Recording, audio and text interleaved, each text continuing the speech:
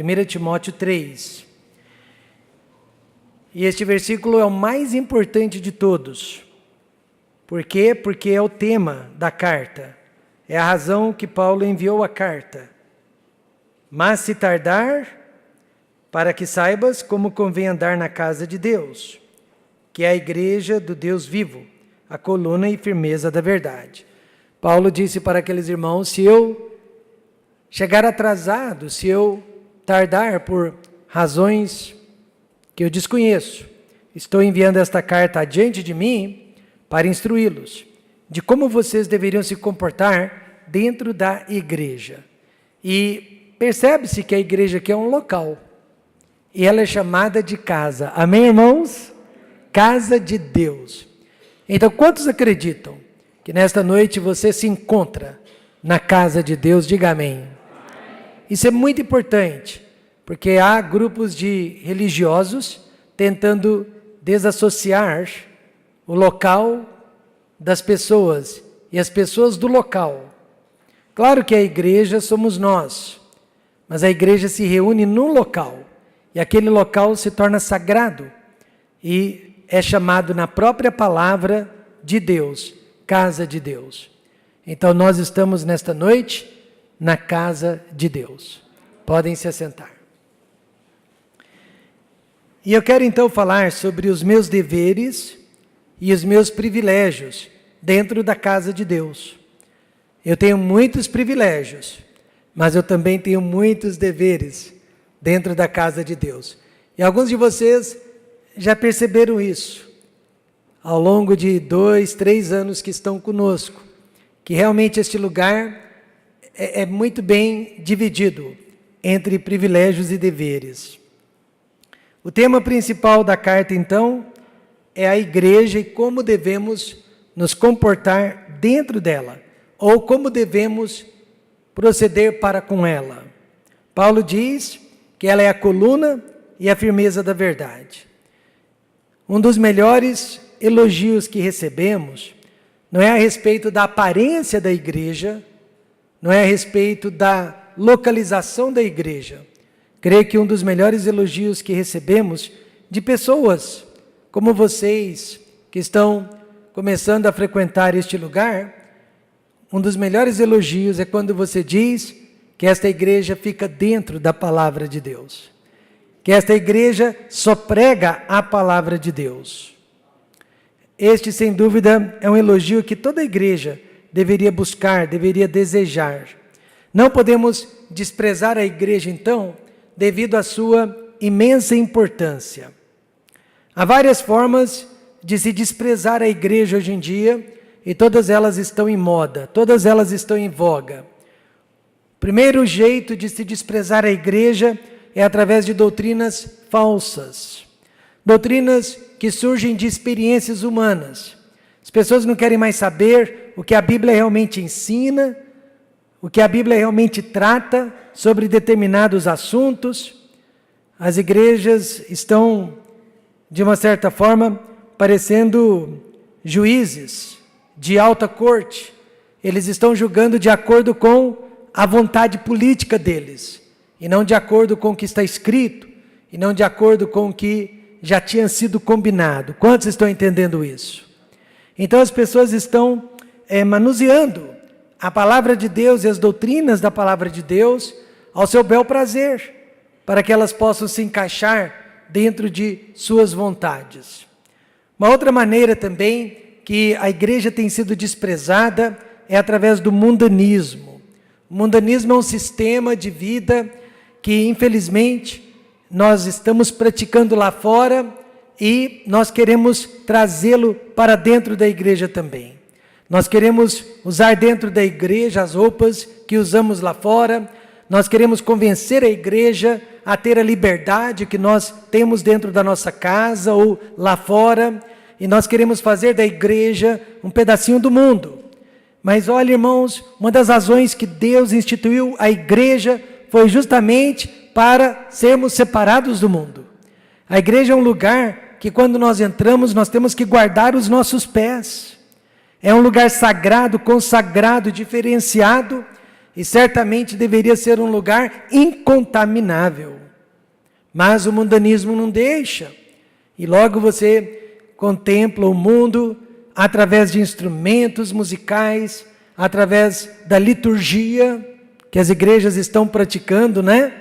Não para agradar a Deus, mas para agradar aos homens, e conversas mundanas e tantas outras práticas que realmente deveriam ficar do lado de fora da casa de Deus.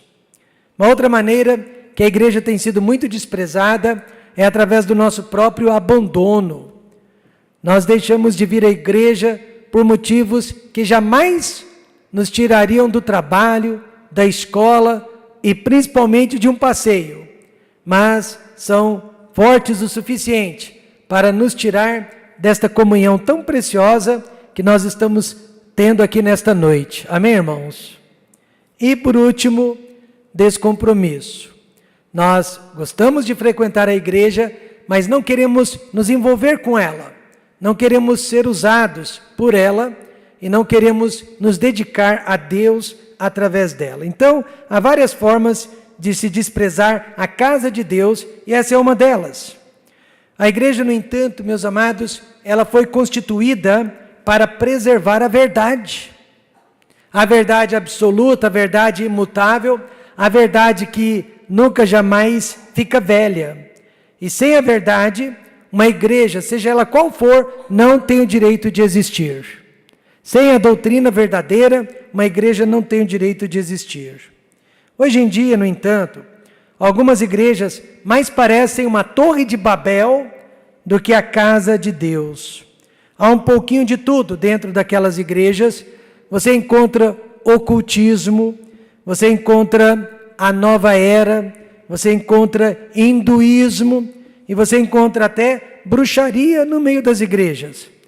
Você encontra um sincretismo tremendo dentro das igrejas. E você não sabe mais em qual tipo de religião você está. Se na espírita, se na católica, se na evangélica ou uma religião da Ásia ou uma religião oriental. Como uma igreja pode preservar a verdade doutrinária com tantas misturas assim? Não pode, não consegue. Uma igreja precisa ser neotestamentária, amém, irmãos? Ela precisa ser pura e ater apenas ao que está no Novo Testamento. Mas tudo isso foi profetizado há 2000 anos pelo apóstolo Paulo. Depois de Cristo, ele foi o segundo pai da igreja, porque através dos seus escritos é que hoje nós contamos com mais de 70% de todas as doutrinas que praticamos como igreja. E ele profetizou há 2000 anos que tudo isso estaria acontecendo. Mas o Espírito expressamente diz que nos últimos tempos apostatarão alguns da fé, e a palavra fé aqui é doutrina, a palavra fé, conjunto de ensinamentos, dando ouvidos a quem? Espíritos enganadores. E a doutrinas de quem? De demônios. E isso está acontecendo nos dias de hoje. Por outro lado, as igrejas que não viraram ainda uma torre de Babel, se tornaram um clube social. Elas não estão aceitando todos os ismos, mas ao mesmo tempo, elas não estão se comportando como igreja, mas como um clube social, um lugar de encontros, só de amizades, de paparicos, mas sem nenhum compromisso espiritual com a Bíblia ou com Deus. Meus amados irmãos, nesta noite eu quero propor que a igreja, pelo menos esta igreja, não é nem um clube social e muito menos uma torre de Babel. Ela é e deveria ser a coluna e a firmeza da verdade. Ela é, sem sombra de dúvida, a casa de Deus. Um senhor muito comunicativo, muito inteligente, muito amigável, começou a frequentar a nossa igreja. E sem que eu pedisse, sem que eu falasse nada, ele começou a nos ajudar em todos os sentidos. Isso aconteceu na terceira igreja que nós implantamos. Eu fiquei admirado. ele tinha espírito de liderança. Passado 2 ou 3 semanas, eu fui visitá-lo. E eu fui ter certeza que ele realmente era uma pessoa salva, que ele já havia nascido de novo, se ele tinha Cristo como Senhor e Salvador. Ele me garantiu que sim, já era salvo, já havia nascido de novo. Perguntei então o que ele desejava de nossa igreja, pois eu soube que ele viera de uma outra igreja, de uma outra denominação religiosa, ainda que evangélica. E ele disse, irmãos, com toda franqueza, que ele gostaria de ser um dos pastores da igreja. Eu mal o conhecia, ele havia vindo nos cultos 3 ou 4 vezes, mas ele foi direto e reto e disse que gostaria de ser um dos pastores da igreja. Eu perguntei por quê. Ele disse porque já havia terminado o seminário, já era formado em teologia e que ele foi chamado para ser pastor. Ele não conhecia a nossa doutrina, nós não conhecíamos a doutrina dele, mas ele era uma pessoa encantadora, uma pessoa cheia de talentos. Meus amados irmãos, o que eu quero dizer com isso é que se a nossa igreja fosse um clube social, nós o teríamos aceitado. E ele teria se tornado um dos nossos pastores, pois ele era comunicativo, ele era amigável, ele tinha muitos talentos, ele tinha uma grande família. Se a nossa igreja fosse uma torre de Babel, nós também o teríamos aceitado, mesmo sabendo que ele tinha outras ideias, outras doutrinas, outras posições teológicas. Mas a nossa igreja é firme dentro da palavra de Deus. Ele foi convidado a ficar conosco, começar do zero, amém, irmãos? E aprender desde o início, o que é uma igreja batista tradicional histórica. Ele não teve paciência e certamente achou uma outra igreja que o aceitou dentro dos seus termos. Mas nós não o aceitamos. Como podemos impedir, então, que a nossa igreja se transforme de uma hora para outra em uma torre de Babel ou em um clube social? Cada um de nós precisa cumprir o seu dever. Cada um de nós precisa cumprir o seu dever. Há 25 anos, eu disse para um grupo de famílias, se vocês desejam que seus filhos e seus netos um dia recebam o que vocês estão recebendo, sejam abençoados como vocês estão sendo abençoados, vocês vão precisar arregaçar as mangas da camisa, investir nesta igreja, abençoar esta igreja, proteger esta igreja, participar desta igreja. 25 anos mais tarde, aquelas pessoas estão na igreja, seus filhos estão na igreja, agora os seus netinhos estão na igreja. Amém, irmãos? E eu digo a mesma coisa para os amados que estão aqui nesta noite também. Em primeiro lugar, Paulo destaca o dever de todos nós na igreja. É a oração. Ele começa no capítulo 2 dizendo assim, admoesto-te, pois, antes de tudo. Irmãos, em primeiro lugar, antes de tudo, que se façam deprecações, orações, intercessões e ações de graças por todos os homens.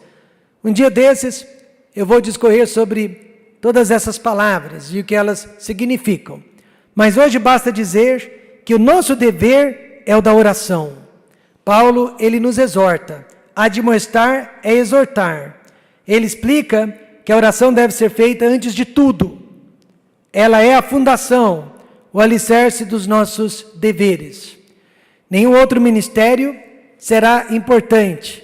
Nenhum outro ministério será bem-sucedido, a menos que esteja alicerçado no poder da oração.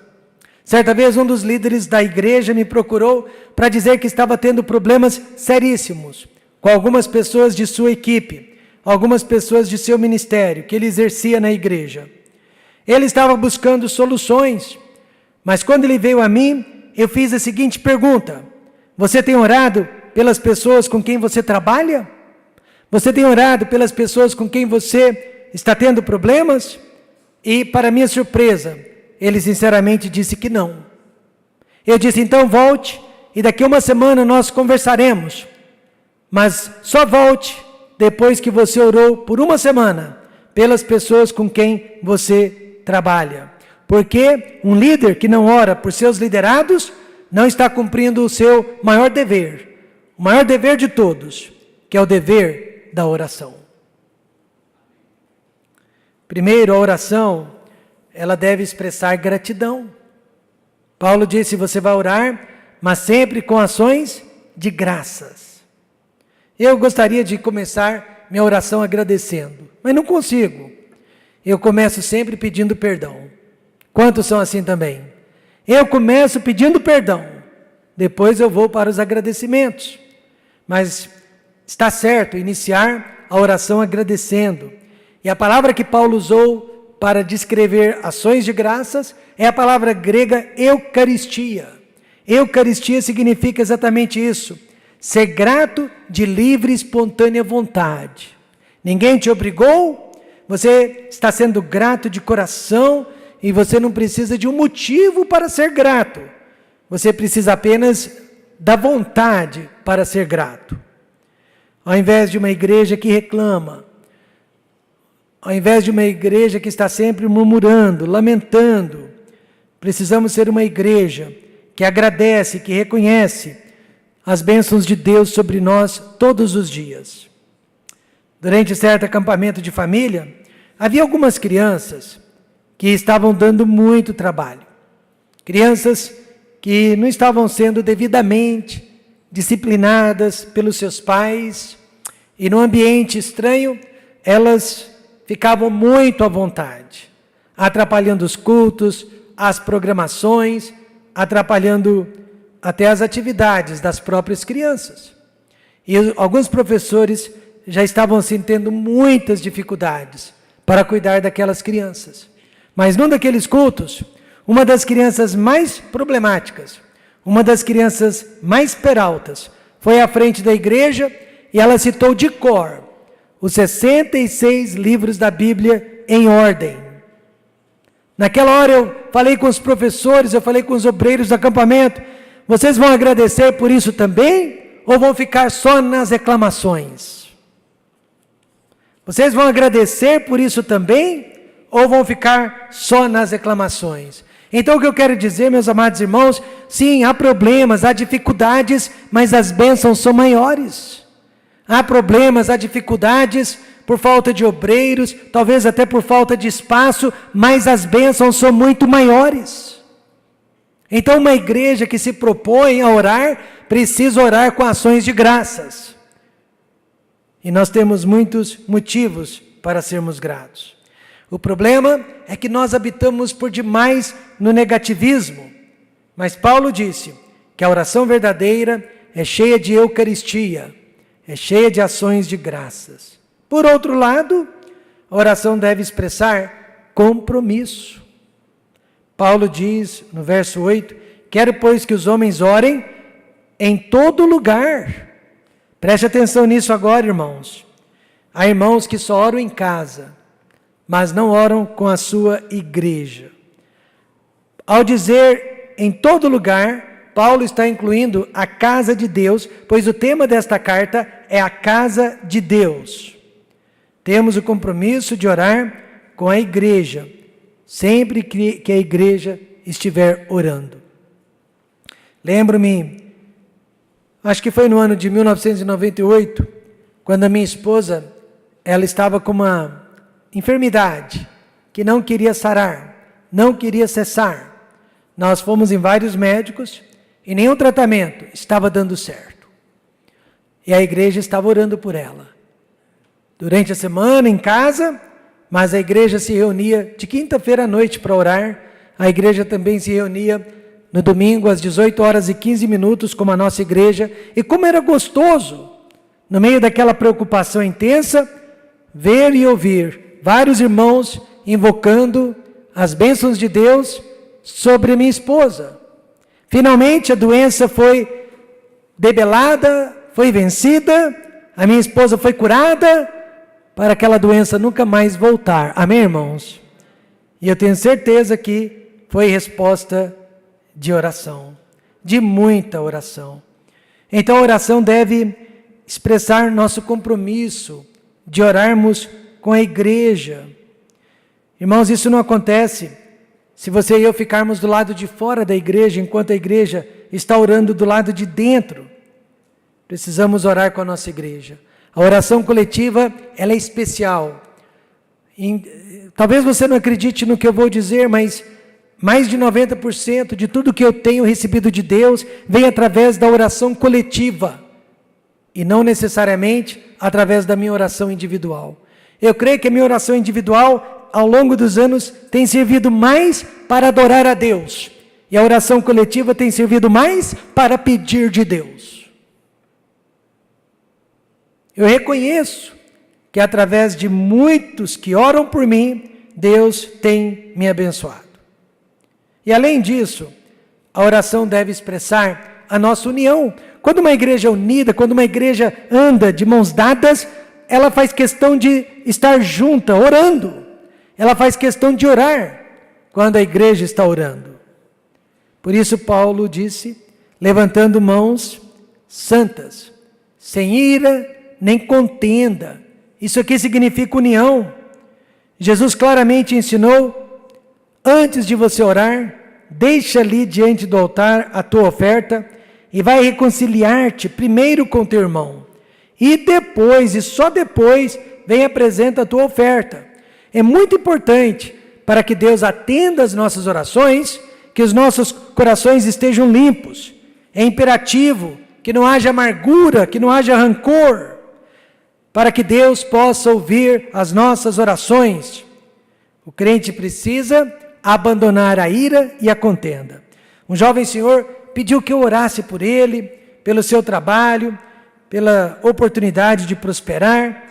Eu disse que eu iria orar, mas era importante que ele pedisse perdão à esposa e a Deus, pois eu sabia que ele brigava com a esposa facilmente. E a Bíblia diz, Deus não ouve a oração de maridos irritadiços, principalmente contra a esposa. Então, meus amados, o dever de cada um é a oração. Como? Com gratidão, com compromisso e união. Você tem cumprido este dever para com a sua igreja? Agora veja, no versículo 9, nós vimos o dever de todos é a oração. Agora veja no verso 9, o dever das mulheres dentro da igreja é o da santificação. Que do mesmo modo as mulheres se ataviem em traje honesto, com pudor e modéstia, não com tranças ou ouro, ou pérolas, ou vestidos preciosos. Eu vou começar pelo fim. Tranças, ouro, pérolas, vestidos preciosos. Se você é a única pessoa que pode comprar um vestido de R$1.000 na sua igreja, não compre, não use. Procure usar roupas que suas outras irmãs podem usar, e não roupas que só você pode usar. Essa é a ideia do versículo. Nós realmente não devemos viver uma vida de ostentação. Deus tem nos dado uma igreja, nós conhecemos uns aos outros, e o importante é que ninguém queira se aparecer mais do que outro. Esta é a ideia. Mas, fora isso, há outros ensinamentos aqui também. Certo pastor liberal da nossa cidade disse que Paulo era um machista, por ter escrito tais palavras, por ter escrito tais ensinamentos a respeito das mulheres. Ele era um machista. Quer dizer que esse pastor não acredita na inspiração da Bíblia. Não acredita que a Bíblia seja inspirada e que Paulo foi inspirado. Paulo era um machista. O pastor estava enganado. Paulo nunca foi um machista. Paulo sempre foi um macho. Um macho que sabia exatamente o que determinado tipo de roupas pode fazer com os homens. Ele era um macho que sabia exatamente o que uma mulher mal vestida podia e ainda pode fazer com os homens, tanto fora quanto dentro da igreja. Há uma diferença entre machista e macho. A mulher, meus amados, é o pilar da sociedade. Ela é. Nota-se que A sociedade degenera-se juntamente com a degeneração da mulher, como mãe, como esposa. Observe o versículo 14. E Adão não foi enganado, mas a mulher, sendo enganada, caiu em transgressão. Eu não tenho, meus amados, nenhuma intenção de mudar a cultura em que nós vivemos. Eu não tenho nenhuma intenção de convencer o movimento feminista de que está errado. Eu só vou continuar ensinando a palavra de Deus. E Paulo destaca duas áreas de santificação da mulher aqui. E a primeira delas, goste ou não goste, são as vestimentas. Não adianta espernear. Paulo disse que o vestido, a saia, a roupa da mulher precisa ser com modéstia, pudor e honestidade. Não há como escapar deste ensinamento. Certa irmã, assim que se converteu a Cristo, ela, sem ninguém falar nada, pedir nada dela, sentiu-se animada. Ela queria mudar o seu guarda-roupa. Ela queria imitar as irmãs mais idosas da igreja, mais experientes da igreja. E eu percebi isso nela. Só que as roupas que ela começou a usar eram curtas demais. Eram apertadas demais. Eu precisei dizer para ela que as roupas de antes eram melhores do que as roupas de agora. Em outras palavras, precisa ser honesto, precisa ser modesto, precisa ser com pudor. E graças a Deus ela entendeu. O maior problema com a vestimenta das mulheres hoje em dia, irmãos, é a falta de pano. Quando não é muito curta, é muito apertada. E agora o decote voltou à moda, né? O decote voltou à moda. Então eu fico com dó dos padres, que não têm esposas, que não podem se casar, tendo que tolerar esse tipo de desfile dentro das suas igrejas. Eu fico com dó deles, mas até homens casados também se sentem constrangidos diante de certas visões. Agora, isso não é inocentar esses homens. Os homens de Deus deveriam aprender a olhar apenas para cima, amém, irmãos? E apenas nos olhos de uma mulher. Nós perdemos um homem assim. Ele reclamou comigo na porta da igreja que não aguentava mais vir nos nossos cultos, porque as irmãs estavam usando roupas muito curtas. E eu perguntei para ele, você tem algum problema nos olhos? Ele disse, por quê? Você fica olhando para baixo. Você precisa olhar para cima. Ele tinha razão sobre o que estava falando, mas ele não tinha o direito de fazer o que estava fazendo. Quantos concordam com isso? Então é muito simples colocar a culpa dos seus pecados em outras pessoas, mas o que eu quero dizer nesta noite, muitos aqui gostariam de ser índios, mas a casa de Deus não é uma maloca, amém, irmãos? A casa de Deus é um lugar santo, a casa de Deus é um lugar de adoração. A roupa precisa ser modesta, pudor e honestidade. Outro dever da mulher é a prudência. Veja o versículo 12.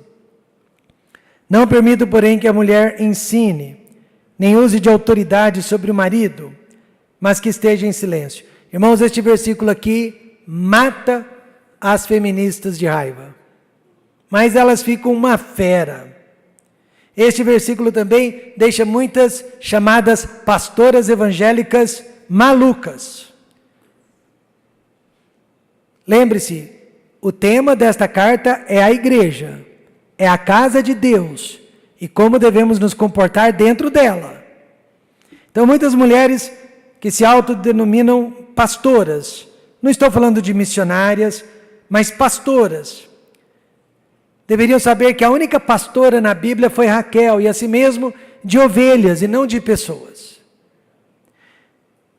Agora, com isso, nós não estamos dizendo que a mulher não pode ser líder, que ela não pode ser presidente de um país, dono de uma empresa, que ela não possa ser supervisora, gerente. Aliás, elas não só podem como deveriam. haveria menos corrupção se as mulheres estivessem em posição de liderança. Mas nós estamos falando apenas sobre a casa de quem? De Deus. Esse é o único texto e contexto. O papel da mulher na igreja é o papel da pureza, da prudência e das boas obras. Veja o verso 10. Mas como convém a mulheres que fazem profissão de servir a Deus com boas obras. Ela consegue muito mais através do testemunho do que através do punho. Ela consegue muito mais através do silêncio, né? Do que através do barulho. Mas o que as mulheres estão fazendo hoje em dia? Às vezes, até por necessidade, elas estão tomando o lugar dos homens. Porque os homens hoje em dia estão deixando a desejar. Eles estão deixando lugares ocos, vazios, sem serem preenchidos, até mesmo e principalmente dentro das igrejas. Não me entenda mal, então. Muitas mulheres, elas estão sendo forçadas à liderança, não porque elas querem, mas porque não tem quem faça. A mulher, no entanto, foi criada por Deus para cumprir o papel do Espírito Santo, de auxiliadora, de adjuntora, no lar e na igreja, porque são duas instituições espirituais. Um banco não é espiritual, uma empresa não é espiritual, uma escola não é um lugar espiritual, mas o lar e a igreja são. Então veja a explicação de Paulo nos versos 13 e 14, para quem não entendeu ainda. Porque primeiro foi formado Adão, depois Eva.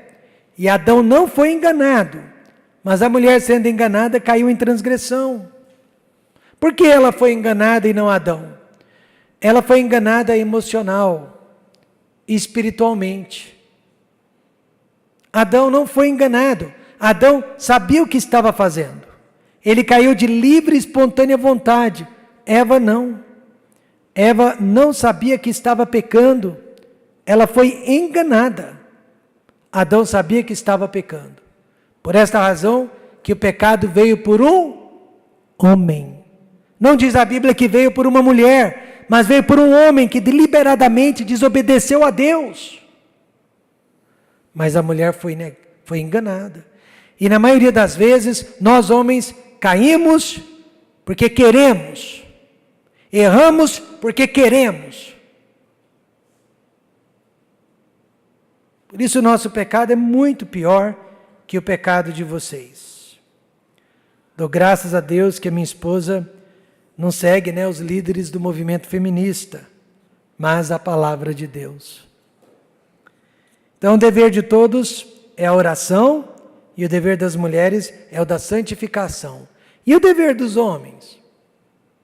O dever dos homens é o da qualificação.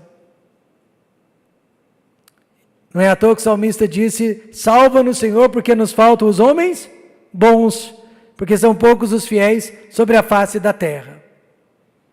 Mas Paulo disse: esta é uma palavra fiel, se alguém deseja o episcopado, excelente obra deseja.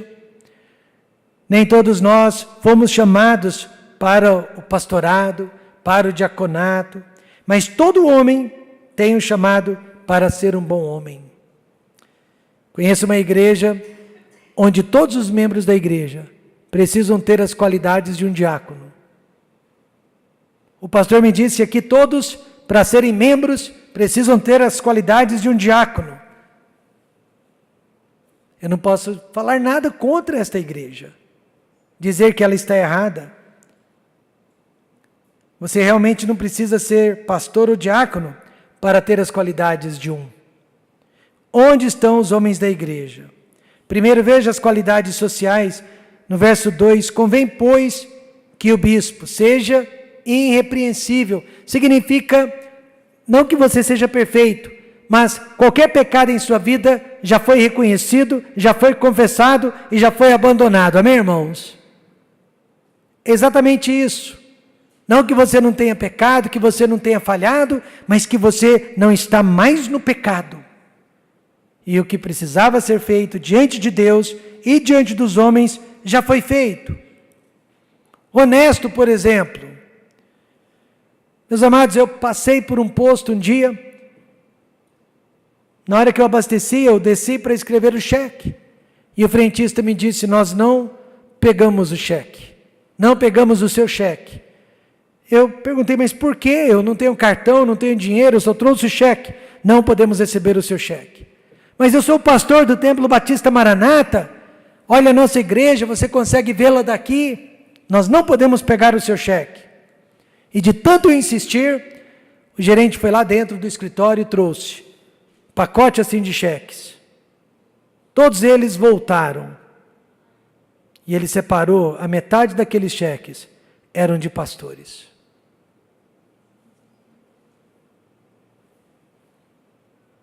Entendi, não precisa dizer mais nada. Deixei um documento com ele, fui em casa e trouxe o dinheiro.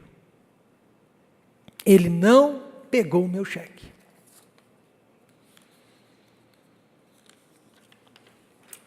Outra qualidade é a família bem ajustada, né? Todo homem deveria pelo menos ser um líder dentro do seu lar.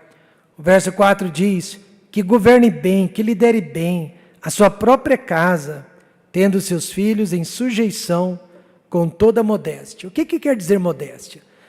Sem se aparecer. Eu já estive em cultos que o pastor está pregando e eu não sei por qual razão ele faz questão de repreender o filho ou a filha de púlpito. Não sei se quer mostrar autoridade para a igreja, mas aquela criança, ou aquele adolescente, ou aquele jovem, não sabe onde colocar a cabeça. A Bíblia diz que o papel principal do pai é não provocar o filho a ira. Não desanimar o seu filho. Tanto quanto eu saiba, porque eu sou um pecador falho, nunca repreendi minhas filhas em público.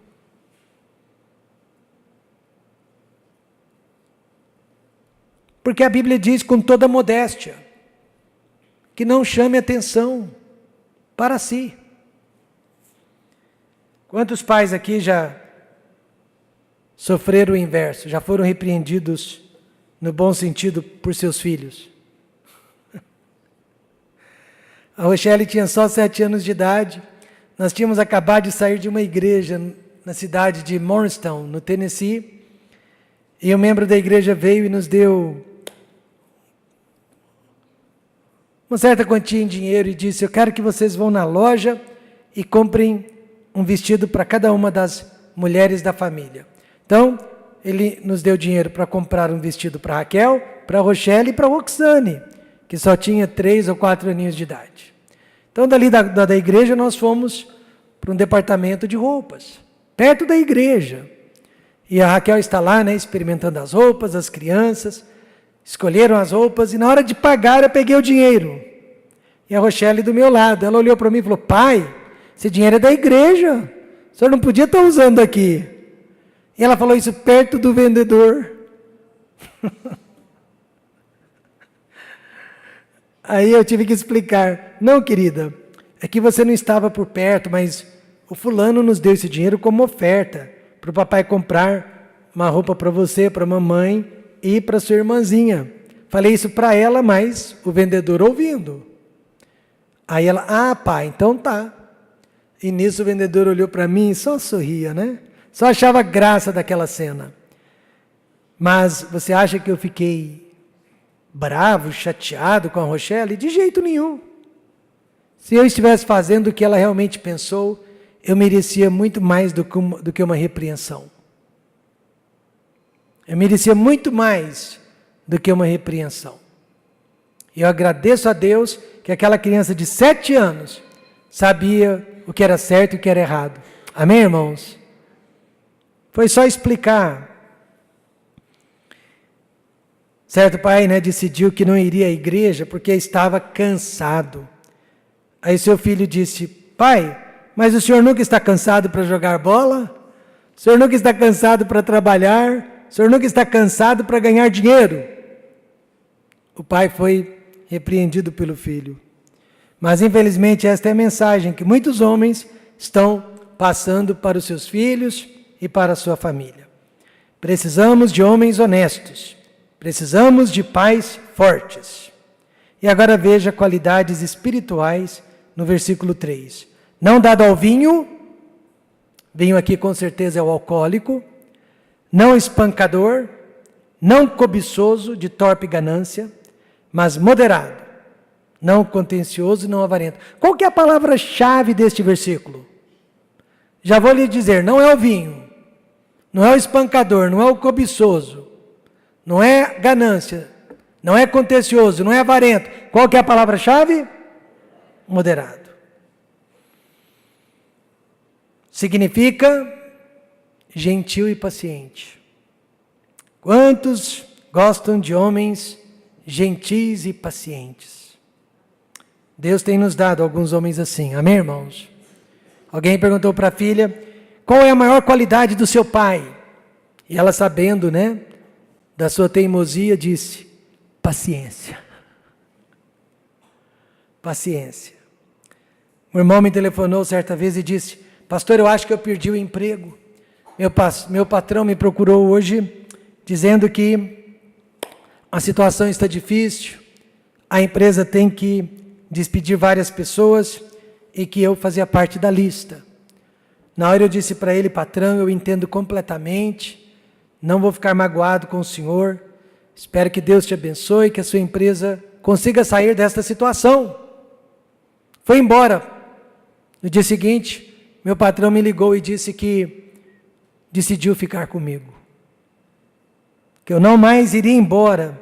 E eu disse para aquele rapaz, parabéns, você glorificou o nome de Jesus Cristo. Homens cobiçosos, violentos, avarentos, não vão muito longe no reino de Deus, mas os gentis e os pacientes vão. Imagine uma igreja, então, onde todos estejam cumprindo os seus deveres. Privilégios, nós todos conhecemos, Mas e os deveres? Onde todos consideram a oração um dever e um privilégio. Onde as mulheres consideram a santificação um dever e um privilégio. Onde os homens consideram as boas qualidades sociais e espirituais um dever e um privilégio. Termino dizendo isso. Vocês conhecem aquela música do John Lennon? Imagine. Imaginem. Enquanto batia na esposa, espancava a esposa, ele usava drogas até pelas orelhas. Imaginava um mundo de paz, porém sem Deus. Mas você e eu, nesta noite, realmente podemos imaginar uma família com paz, uma igreja com paz, porque nós temos Jesus Cristo. Se cada um de nós fizer a sua parte, não só a nossa igreja, mas os nossos lares, nunca mais serão os mesmos. Qual é a sua parte?